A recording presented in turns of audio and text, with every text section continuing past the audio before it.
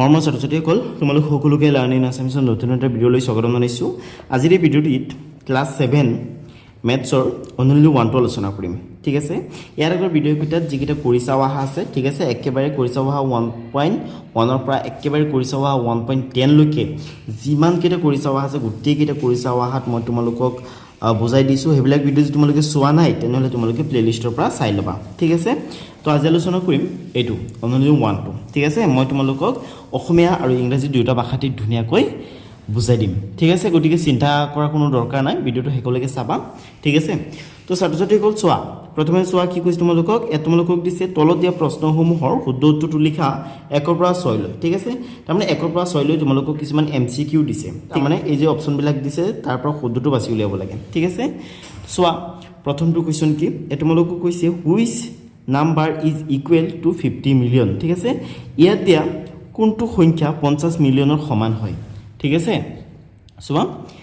কি কৈছে যে কোনটো সংখ্যা 50 মিলিয়নৰ সমান। ঠিক আছে, ইয়াত 4টা সংখ্যা আছে। ঠিক আছে, 5 লাখ, 50 লাখ, 5 কোটি, আকৌ 50 কোটি। ঠিক আছে, তো ছাত্ৰ-ছাত্ৰীসকল চোৱা এইটো তোমালোকে এইটো উলিয়াব পাৰা, কোনটো সংখ্যা 50 মিলিয়নৰ সমান কৈছে। ঠিক আছে, এতিয়া তোমালোকে মোক কোৱা 1 মিলিয়নত কিমান লাখ থাকে।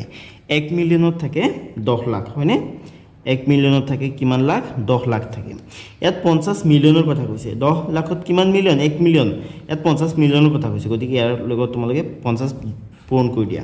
ঠিক আছে, 5 এগুণ কিমান? 5। আৰু চোৱা ইয়াত কিমানটা শূন্য আছে? 1 2 3 4 5 6 7টা শূন্য আছে, গতিকে 7টা শূন্য লিখি দিয়া। 1 2 3 4 5 6 7টা শূন্য লিখিলা। তো এতিয়া এইখিনি গণনা কৰা। ঠিক আছে, ইয়াত কিমান মিলিয়ন আছে? 50 মিলিয়ন। চোৱা একক, দশক, শতক, হাজাৰ, 10,000, 1,000, মিলিয়ন, 50 মিলিয়ন। ঠিক আছে, ইয়াত কিমান মিলিয়ন আছে? 50 মিলিয়ন আছে। ঠিক আছে, এতিয়া চোৱা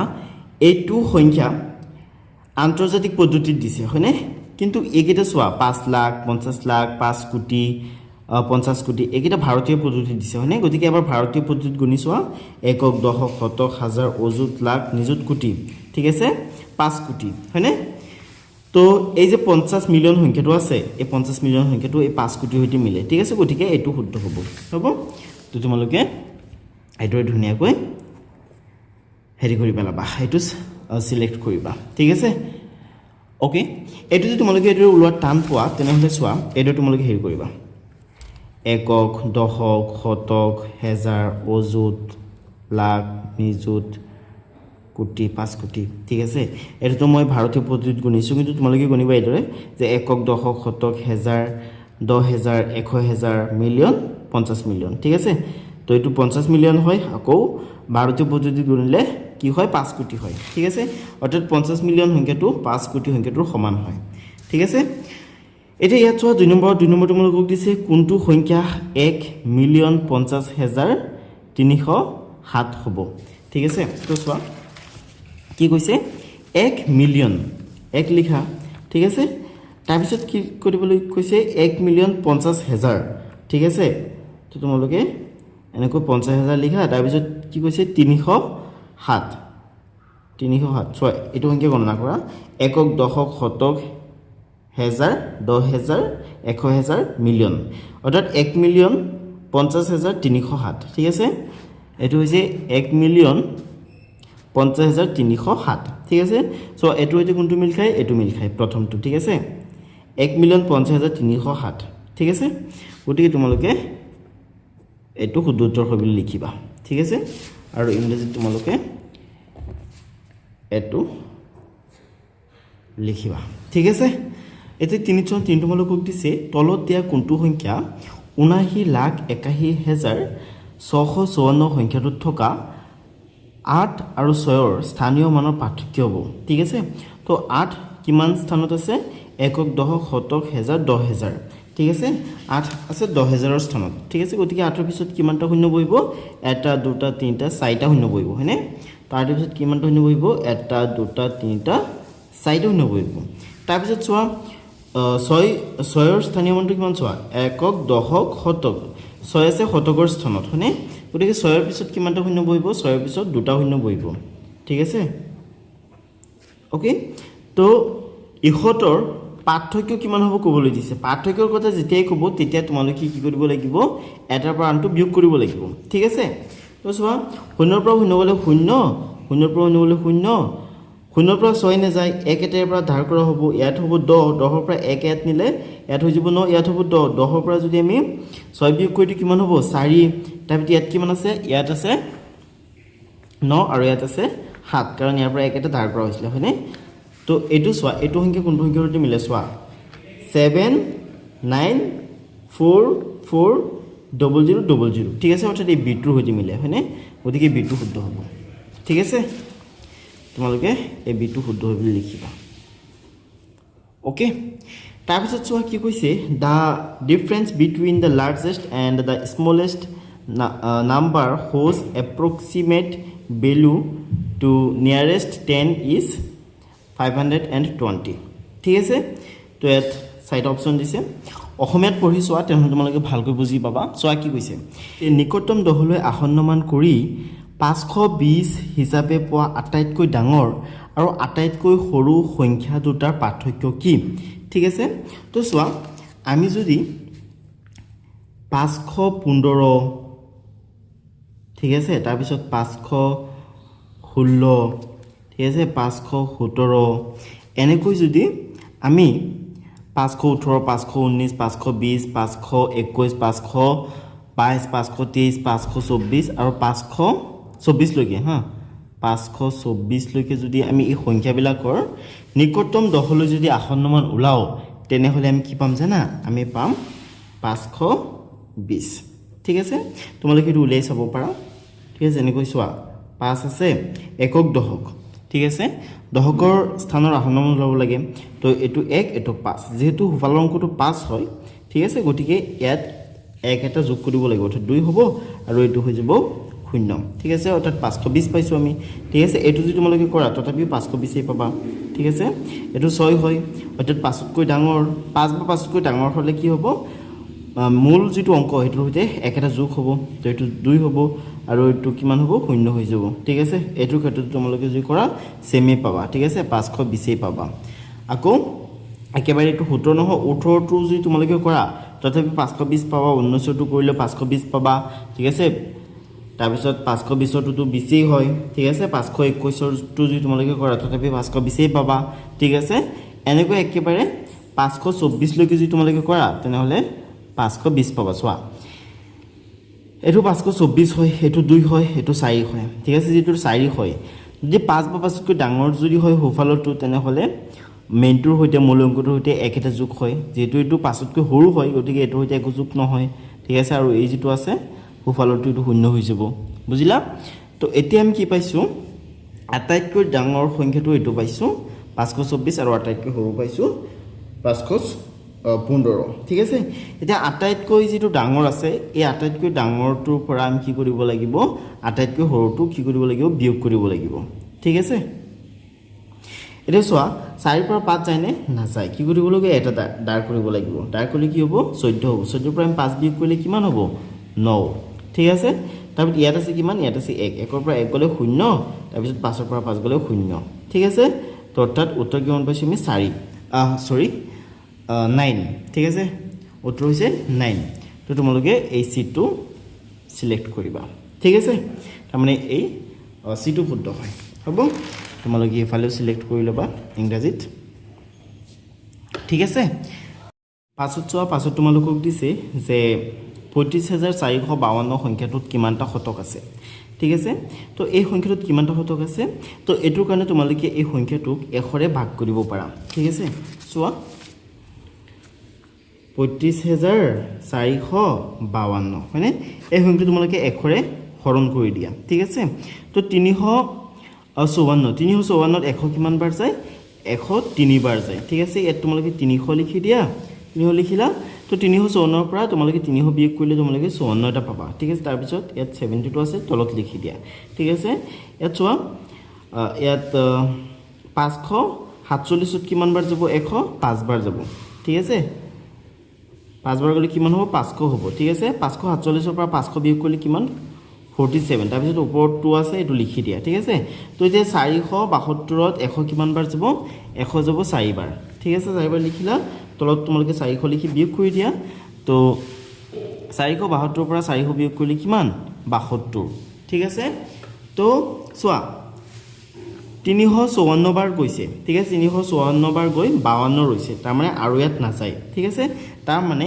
এই সংখ্যাটোত ইমানটা শতক আছে ঠিক আছে ইমানটা শতক থাকি আৰু এটা শতক কমপ্লিট নহয় 52 লৈকে আছে ঠিক আছে 52 লগত আৰু যোগ দিব লাগিব কিমান যোগ দিব লাগিব 52 লগত আৰু 28 যোগ দিব লাগিব তেনেহলেহে আৰু এটা শতক বা 100 কমপ্লিট হ'ব কিন্তু ইয়াত হেৰি আছে 28 কম আছে গতিকে 52 টো ধৰা নহব ঠিক আছে অৰ্থাৎ 354টা শতক আছে ঠিক আছে তোমালোকে এটো এডৰ উলিয়াব পাৰা ঠিক আছে কেনেকৈ চোৱা আমি এই সংখ্যাটো 300 চোৱা 35472 ঠিক আছে এই সংখ্যাটো কিমানটা শতক আছে উলিয়াব লাগে তো 100 সংখ্যাটো আমি লিখোতে পিছফালে দুটা শূন্য লিখো হয়নে গতিকে ইয়াৰ পৰা তোমালোকে দুটা অংক বাদ দিব পাৰা ঠিক আছে দুটা অংক বাদ দিলে তোমালোকে এইখিনি পাবা ঠিক আছে অৰ্থাৎ 354 ঠিক আছে 354 পাও এই 354টা শতকে আছে এই সংখ্যাটোত ঠিক আছে অৰ্থাৎ ইমানটা 100 আছে বা ইমানটা 100 আছে ঠিক আছে তো এটো শুদ্ধ হ'ব ঠিক আছে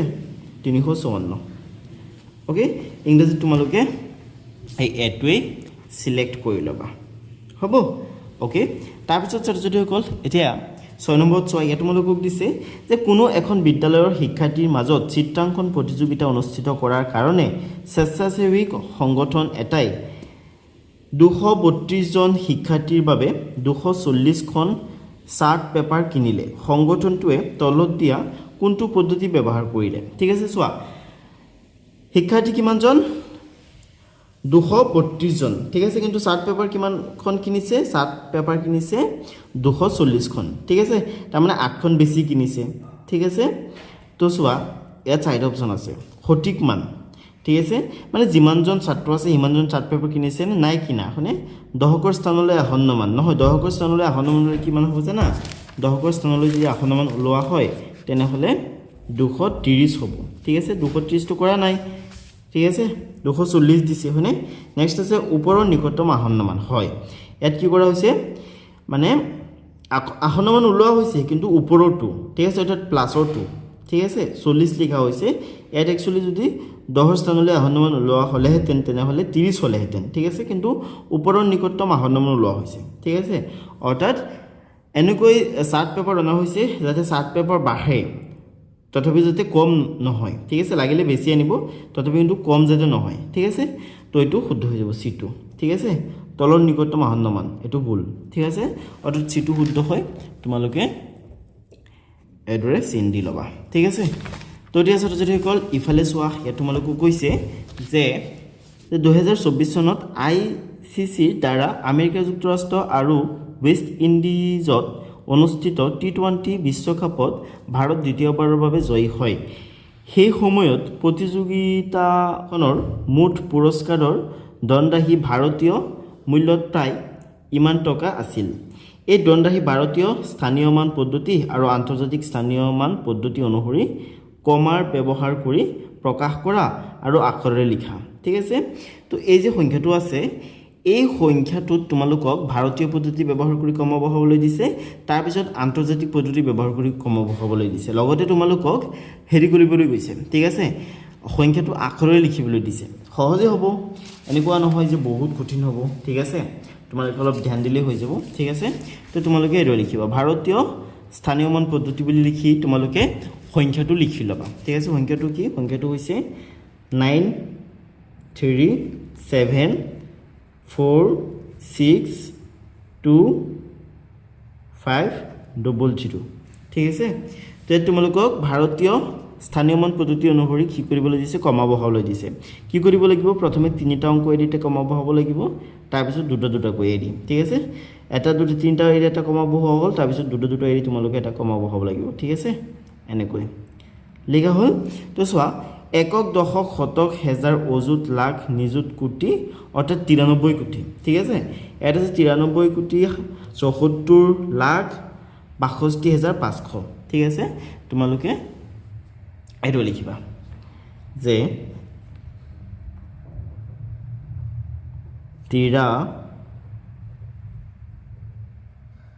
93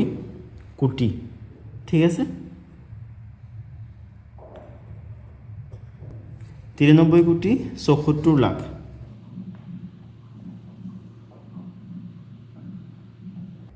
74,00,000 62,000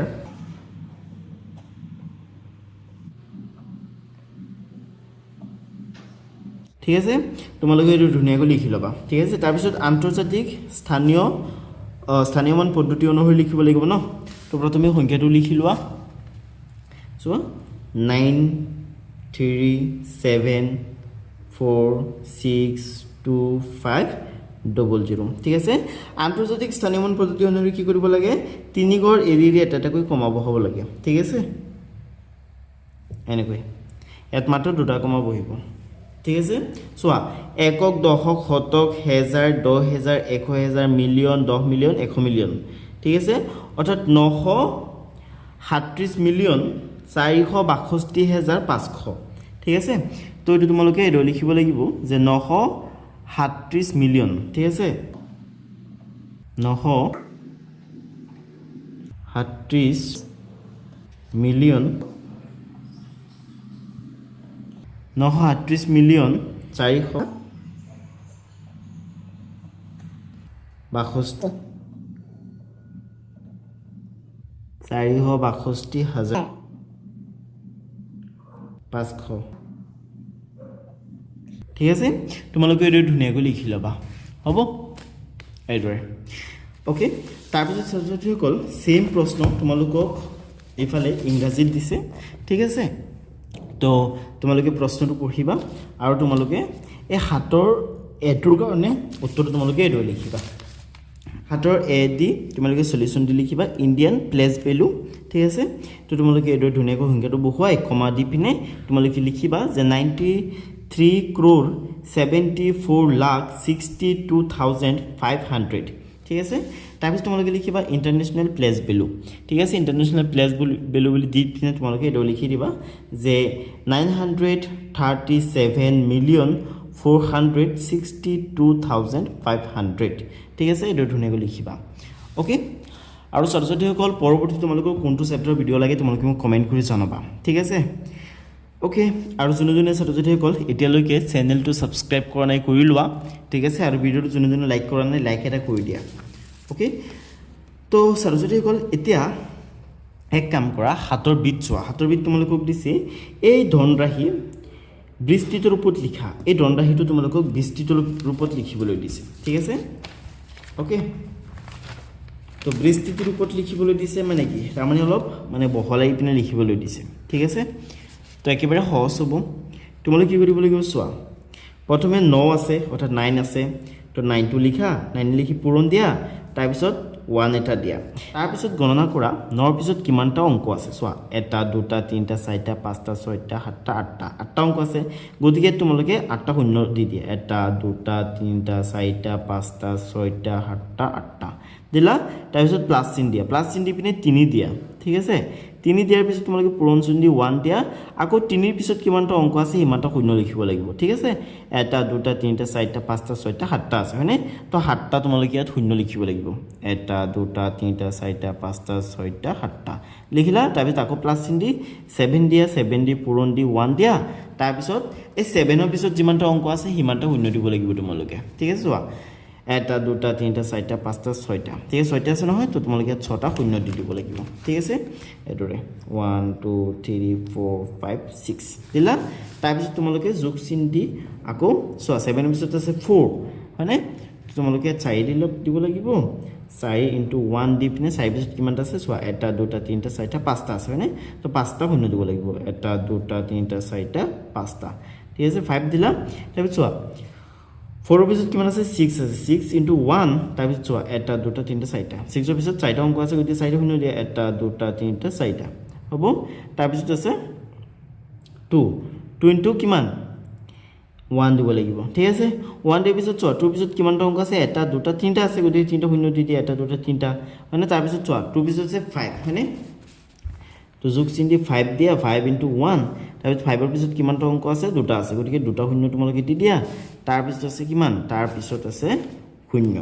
ঠিক আছে শূন্য দি পিনে তোমালোকে পূৰণ দি 1 দিয়া এই শূন্যটোৰ পিছত কিমানটা অংক আছে এটা শূন্য আছে ন গতিকে তোমালোকে এটা শূন্য দি দিয়া তাৰ পিছত ইয়াত শূন্য আছে চোৱা শূন্য ইনটু কিমান হ'ব 1 হ'ব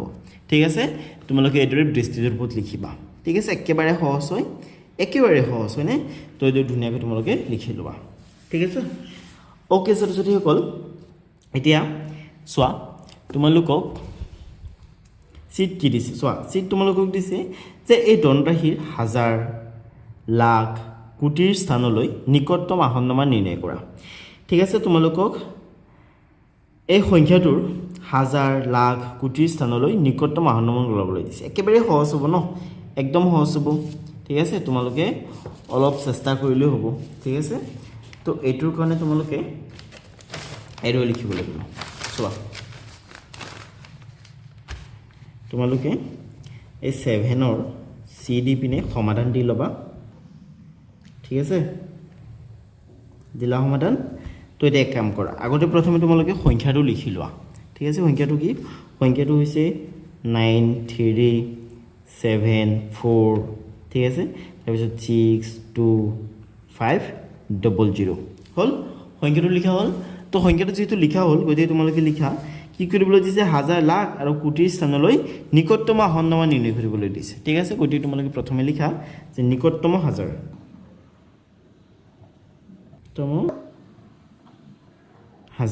নিকটতম হাজাৰ এতিয়া গণনা কৰা চোৱা একক দশক শতক হাজাৰ হাজাৰৰ স্থানত কিমান আছে 2 2ৰ সোঁফালে কিমান আছে 5 আমি জানো 5 বা 5তকৈ যদি ডাঙৰ হয় তেনেহলে এই যে অংকটো আছে এটো হতে একেটা যোগ কৰিব লাগিব ঠিক আছে অৰ্থাৎ মূল অংকটো হতে একেটা যোগ কৰিব লাগিব যোগ কৰি এই পিছৰ কেটাৰ কাৰণে শূন্য লিখি দিব লাগিব ঠিক আছে গতি তোমালোকে কি কৰিব লাগিব 93746 এটো আছে যেম কি লিখিম 3 লিখিম কাৰণ এটো 5 হয় 5 বা 5তকৈ ডাঙৰ হলে কি কৰিম একেটা বঢ়াই দিম ঠিক আছে আৰু তাৰ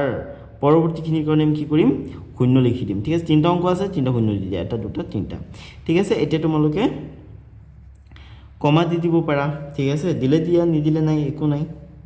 ঠিক আছে এটা দিলে দি দিব পাৰা একো নাই ঠিক আছে তাৰপিছত কি কৰিব লাগিব নিকটতম লাখলৈ কি কৰিব লাগিব আসন্নমান ল'ব লাগিব ন তো লিখিবা যে নিকটতম লাখ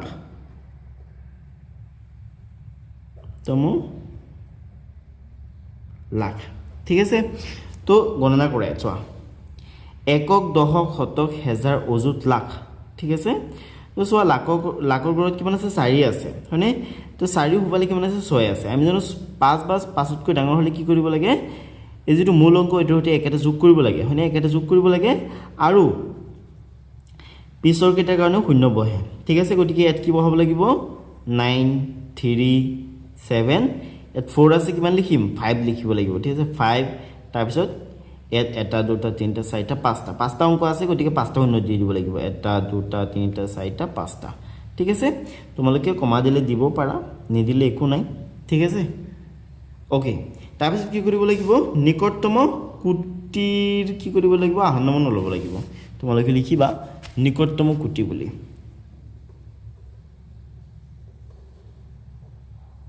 নিকটতম কোটি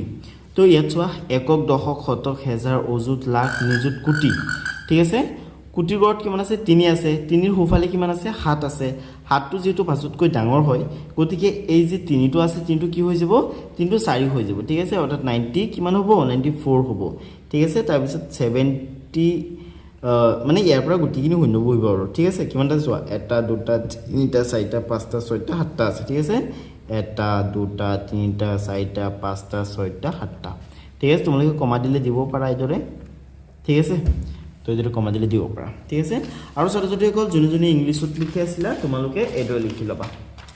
ঠিক আছে তোমালোকৰ কাৰণে মই আগতীয়াকৈ লিখি থৈছিলোঁ কাৰণ ভিডিঅ'টো যদি মই লিখি থাকোঁ তেনেহ'লে বহুত দীঘল হৈ যাব ভিডিঅ'টো ঠিক আছে তোমালোকে এইদৰে লিখি ল'বা নিয়াৰেষ্ট 1000 ইমান হ'ব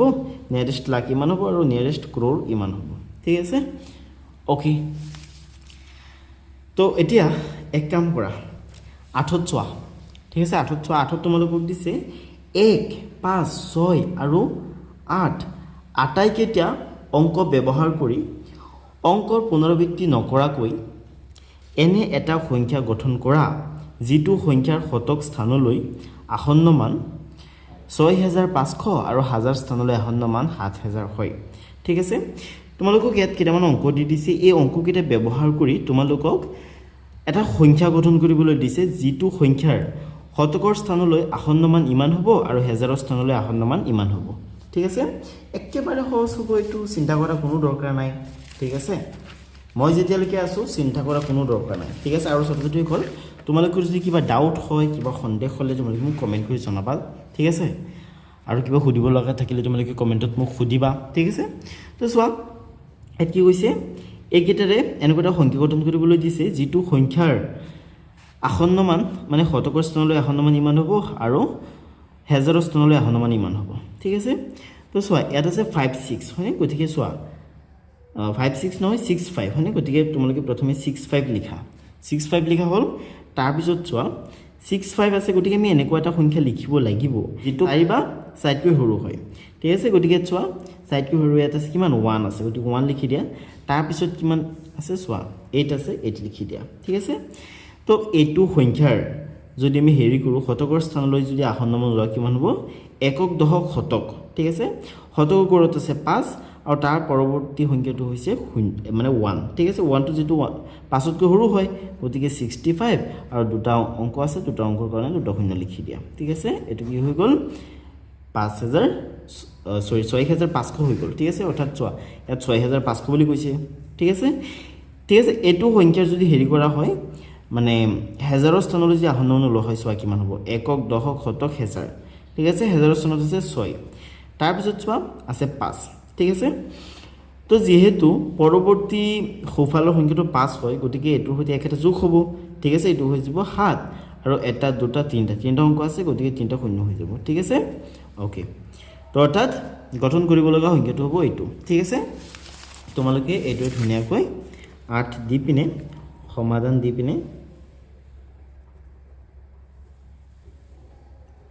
দি পিনে তোমালোকে লিখিবা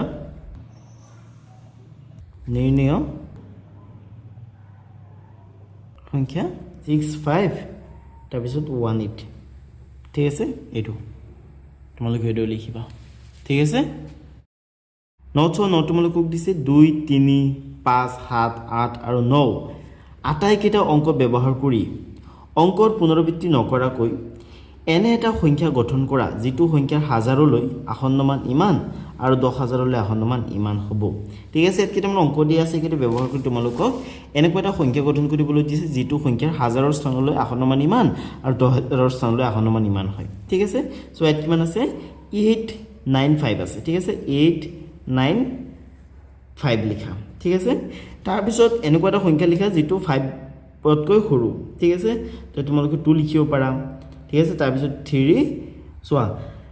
ইয়াত 9 লিখা হৈ গ'ল ঠিক আছে 9 লিখা হৈ গ'ল তাৰ পিছত 8 লিখা হৈ গ'ল ঠিক আছে 5 লিখা হৈ গ'ল ঠিক আছে 2 3 লিখা হৈ গ'ল 7 আছে ঠিক আছে 7 আছে তো এইটো সংখ্যাৰ তোমালোকে যদি হেৰি কৰা হাজাৰৰ স্থানলৈ আসন্ন মান উলিয়া তেনেহলে কিমান পাব চোৱা একক দশক শতক হাজাৰ হাজাৰৰ গৰত আছে 5 তাৰ সোফালৰ অংকটো হৈছে 2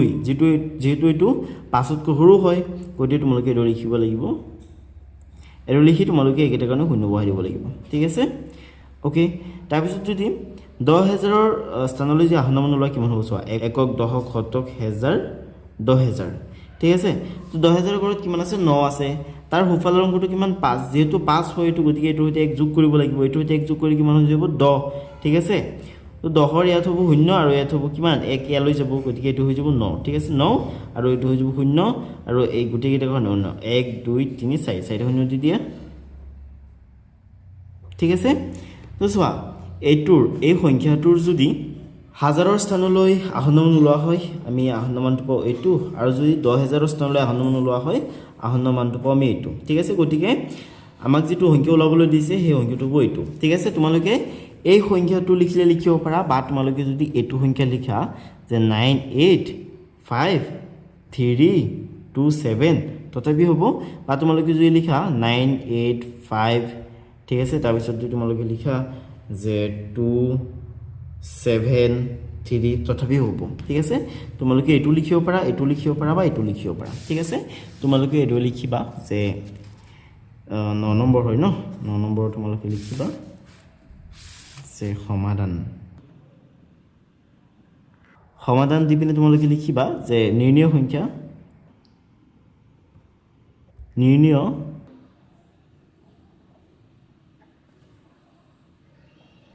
সংখ্যাবোৰ হ'ল 1 নম্বৰটি তোমালোকে এডো লিখি লবা মানে তোমালোকে এটা লিখিলে হ'ব আৰু যদি তোমালোকে ইচ্ছা কৰা গুটিকিটা লিখি দিব পাৰা ঠিক আছে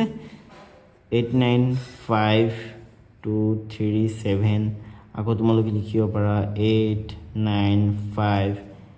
3 7 2 আকৌ তোমালোকে লিখিব পাৰা যে 8 9 ঠিক আছে এইটো 8 হয় 5 2 3 7 ঠিক আছে বাই তোমালোকে 7 3 এডৰ লিখিব পাৰা ঠিক আছে তোমালোকে উত্তৰটো এডৰ লিখিবা তোমালোকে যদি এইখিনি নিলিখা তথাপি হ'ব মানে তোমালোকে এটা সংখ্যা লিখিলে হ'ব আৰু এই তিনিটা লিখি দিলে হৈ যাব ঠিক আছে তোমালোকৰ ইচ্ছা ওকে তাৰপিছত ছাত্ৰ-ছাত্ৰীসকল 10ত চোৱা 10 তোমালোকক দিছে তলৰ কোনকেইটা উক্তি সত্য বা অসত্য ঠিক আছে এ তোমালোকক সত্য নিৰূপণ কৰিবলৈ দিছে চোৱাচোন প্ৰথম উক্তিটোত চোৱা কত কৈছে যে এইটো চোৱা একক দশক শতক হেজাৰ অযুত লাখ অৰ্থাৎ 2,30,147 ভাৰতীয় স্থানীয় মান পদ্ধতিত বিস্তাৰিত ৰূপটো ঠিক আছে এই সংখ্যাটোৰ বিস্তাৰিত ৰূপ ইয়াত দিছে চোৱা 2 আছে 2 লিখিছে পূৰণ দি 1 লিখি তাৰ পিছত চোৱা 2 পিছত এটা দুটা তিনটা চাৰিটা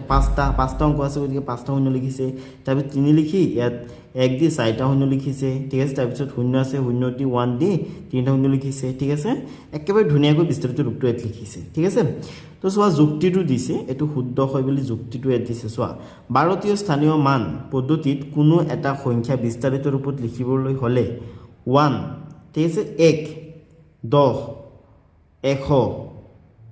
1000 ইত্যাদিৰ লগত পূৰণ কৰিবলগীয়া অংকবোৰ 0 ৰ পৰা 9 লৈকে হ'ব লাগিব ঠিক আছে চোৱা ইয়াত 1 হয়তো পূৰণ হৈছে 10 হয়তো পূৰণ হৈছে ঠিক আছে 100 ৰ সৈতে 1000 ৰ সৈতে 10000 ৰ সৈতে ঠিক আছে 1 লাখৰ সৈতে পূৰণ হৈছে হয়নে কি পূৰণ হৈছে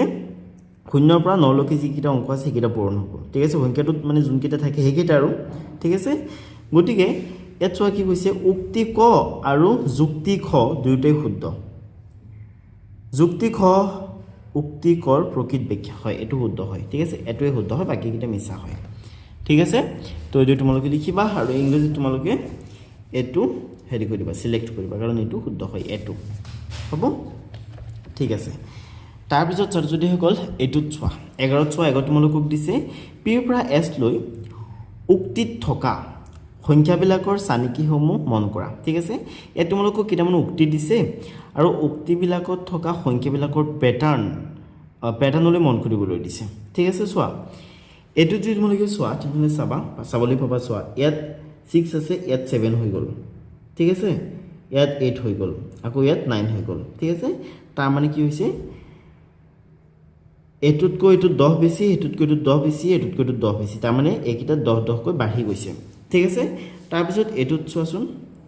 ইয়াত আছে 3 ঠিক আছে ইয়াত আছে 3 ইয়াত আছে 4 ইয়াত আছে 5 ইয়াত আছে 6 ঠিক আছে একক দশক শতক হেজাৰ 10000 তাৰ মানে এইকিটা কি হৈছে 10000 কৈ সংখ্যাবিলাক বাঢ়ি গৈছে ঠিক আছে 10000 কৈ সংখ্যাবিলাক বাঢ়ি গৈছে আকৌ এটুত চোৱাচোন এটু তোমালোকে দেখিবলৈ পাবা একক দশক শতক তাৰ মানে এইকিটাত 100 কৈ বাঢ়িছে ঠিক আছে এইকিটাত 100 কৈ বাঢ়ি গৈছে ঠিক আছে আকৌ এটুত চোৱা 6 আছে এটু 7 হৈছে এটু 8 হৈছে ঠিক আছে 6 7 8 9 একক দশক শতক হেজাৰ তাৰ মানে এইকিটাত 1000 কৈ বাঢ়িছে ঠিক আছে এতিয়া চোৱা শুদ্ধ উক্তিটো বিচাৰি উলিওৱা য'ত প্ৰতিটো উক্তিৰ চানিকিসমূহত থকা সংখ্যাবিলাকৰ বৰ্ধিত ক্ৰম ঊৰ্ধ্বক্ৰমত থাকে ঠিক আছে চোৱা ঊৰ্ধ্বক্ৰমত মানে কি সৰুৰ পৰা ডাঙৰলৈ ঠিক আছে তো চোৱা আটাইতকৈ কম কোনটোত বাঢ়িছে এছত বাঢ়িছে আটাইতকৈ কম ঠিক আছে চোৱা এছ ইয়াত আছে তাৰ পিছত কোনটোত বাঢ়িছে কিউত বাঢ়িছে চোৱা কিউ ইয়াত আছে তাৰ পিছত কোনটোত বাঢ়িছে আৰু পিত বাঢ়িছে মানে পি ইয়াত আছে তাৰ পিছত কোনটোত বাঢ়িছে আৰত বাঢ়িছে চোৱা আৰ ইয়াত আছে মানে তাৰ মানে এটো শুদ্ধ হ'ব ঠিক আছে অৰ্থাৎ হেৰি হয় সিটো শুদ্ধ হ'ব ঠিক আছে তো এইটো ধুনীয়াকৈ তোমালোকে লিখি ল'বা তো ছাত্ৰ-ছাত্ৰীসকল এইটোৱে লাষ্ট প্ৰশ্ন এইটো প্ৰশ্নৰ ফালে চোৱা ইয়াত তোমালোকক কৈছে যে উক্তি ক ইমানৰ সৰ্বোচ্চ স্থানৰ নিকটতম আসন্নমান ইমান হ'ব ঠিক আছে চোৱা একক দশক শতক হেজাৰ অযুত লাখ ঠিক আছে ইয়াতে যে 8,63,452 ঠিক আছে তো এইটো যে আসন্নমান লোৱা হৈছে চোৱাচোন কিমান হ'ব চোৱা ইয়াত চোৱা এই 8ৰ পিছত কিমান আছে 6 আছে 6টো যেটো পাছতকৈ ডাঙৰ হয় গতিকে 8ৰ সৈতে 1 এটা যোগ হ'ব 1 এটা যোগ হৈ 9 হ'ব আৰু চোৱা 1 2 3 4 5টা অংক আছে গতিকে 5টা অন্য লিখি দিলেই হ'ল ঠিক আছে 5টা অন্য লিখি দিলেই হ'ল ঠিক আছে চোৱা এইটো আৰু এইটো একে হৈছে ঠিক আছে এইটো আৰু এইটো একে হৈছে হয়নে হেতু এড কৈছে তো যুক্তি দিছে যে যিকোনো সংখ্যাৰ আসন্নমান উলিয়াবলৈ দিয়া স্থানৰ সোঁফালৰ পৰৱৰ্তী অংকটো 5 বা 5তকৈ বেছি হ'লে মূল অংক 1 বঢ়াই সোঁফালৰ অংকবোৰৰ মান শূন্য কৰা হয় ঠিক আছে গতিকে চোৱা উক্তি ক আৰু যুক্তি খ দুয়োটাই শুদ্ধ হয় যুক্তি খ উক্তি কৰ প্ৰকৃত ব্যাখ্যা হয় এটো শুদ্ধ হয় ঠিক আছে এটো শুদ্ধ হ'ব ঠিক আছে